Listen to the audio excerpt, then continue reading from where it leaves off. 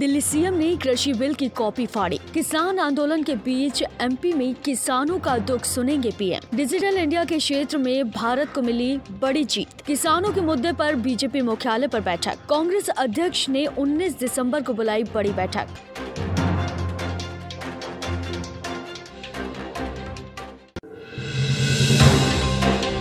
दिल्ली में पिछले 22 दिनों से चल रहे किसान आंदोलन के दौरान किसानों की मौत पर दिल्ली के सीएम अरविंद केजरीवाल का कड़ा रुख अपना लिया। अपना विरोध जताने के लिए दिल्ली सीएम ने दिल्ली विधानसभा के अंदर कृषि कानूनों की कॉपी को फाड़ दिया। दिल्ली सीएम के साथ साथ आपके कई अन्य विधायकों ने भी कॉपी को फाड़ा। सीएम केजरीवाल ने दिल्ली विधानसभा में आज 3 काले कानूनों को खारिज करने के लिए ऐलान किया था।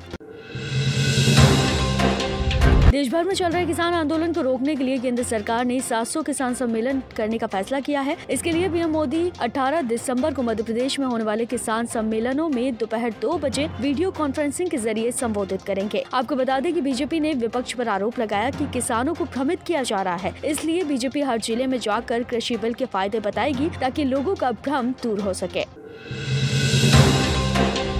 देश के डिजिटल भारत के कदम को और ज्यादा मजबूत करने के लिए भारतीय अंतरिक्ष अनुसंधान संगठन यानी कि इसरो ने PSLV-C50 को श्रीहरिकोटा से शाम 3:41 पर प्रक्षेपित किया, जिसके जरिए संचार उपग्रह CMS-1 को अंतरिक्ष में भेजा गया। CMS-01 देश का 42वां संचार उपग्रह है। इस संचार उपग्रह से देश के ग्रामीण इलाकों में और भी ज्यादा नेटवर्क कनेक्टिविटी मिलेगी, जिससे देश में डिजिटल इंडिया को और ज्यादा मजबूती मिलने के पूरे चांसेस हैं। 3 कृषि कानूनों के विरोध में किसानों के भारी प्रदर्शन को देखते हुए आखिरकार केंद्र ने एक बार फिर से बीजेपी मुख्यालय पर बड़ी बैठक बुलाई। इस बैठक में गृह मंत्री अमित शाह, केंद्रीय मंत्री नरेंद्र सिंह तोमर और वित्त मंत्री निर्मला सीतारमण भी शामिल हुए। किसान आंदोलन को खत्म करने को लेकर बीजेपी के महासचिवालयों के साथ हो रही बैठक। आपको बता दें कि किसान आंदोलन के समर्थन में बाबा राम सिंह ने आत्महत्या करने के बाद ये मामला और भी ज्यादा बढ़ गया। उम्मीद जताई जा रही है कि जल्द ही इस पर कोई बड़ा फैसला लिया जा सकता है। कांग्रेस पार्टी के नए अध्यक्ष के चुनाव को लेकर चर्चा तेज हो चुकी है। इसी कड़ी में कांग्रेस अध्यक्ष सोनिया गांधी ने पार्टी के शीर्ष नेताओं की 19 दिसंबर को एक बड़ी बैठक बुलाई। सोनिया गांधी ने उन नेताओं को भी आमंत्रित किया जिन्होंने चिट्ठी लिखकर पार्टी में स्थायी अध्यक्ष को चुनाव कराकर बदलने की भी मांग की थी। माना जा रहा है कि सोनिया गांधी ऐसा करके पार्टी से नाराज चल रहे नेताओं को मनाने की कोशिश कर रही है। हालांकि अभी तक अध्यक्ष पद के लिए कोई भी मजबूत दावेदार सामने नहीं आया। पश्चिम बंगाल में बीजेपी अध्यक्ष जेपी नड्डा के काफिले पर हमले के बाद केंद्र सरकार ने आज 3 आईपीएस अधिकारियों पर सख्त कार्रवाई करते हुए उनका तबादला कर दिया। आपको बता दें कि गृह मंत्रालय ने जेपी नड्डा पर हमले के बाद तीनों अधिकारियों को दिल्ली बुलाया था, लेकिन तीनों अधिकारियों ने दिल्ली आने से इनकार कर दिया। लेकिन गृह मंत्रालय ने भी तीनों का तबादला कर बंगाल सरकार से तुरंत कार्रवाई मुक्त करने को कहा। हालांकि बंगाल के सीएम ने इस पर आपत्ति जताते हुए कहा कि पश्चिम बंगाल विस्तारवादी और अलोकतांत्रिक ताकतों के सामने झुकने वाला नहीं है।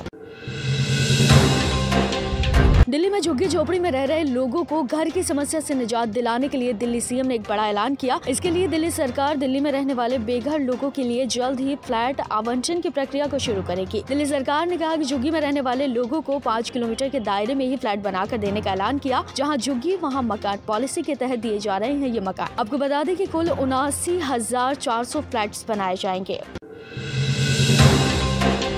अमेरिका के राष्ट्रपति डोनाल्ड ट्रंप के सत्ता जाने की खुशी जाहिर करते हुए ईरान के राष्ट्रपति हसन रूहानी ने ट्रंप को आतंकी कह दिया। रूहानी ने कहा कि उन्हें इस बात की खुशी है कि किसी कानून को ना मानने वाले आतंकी ट्रंप व्हाइट हाउस छोड़कर जा रहे हैं। रूहानी ने कहा कि जो बाइडेन के राष्ट्रपति बनने से खुश नहीं है, लेकिन फिर भी ट्रंप की हार से काफी खुश हैं। आपको बता दें कि ट्रंप के शासन में अमेरिका और ईरान के बीच काफी तनाव पैदा हो गया था। यहाँ तक कि अमेरिका ने ईरान पर मिसाइल से हमला तक कर दिया था।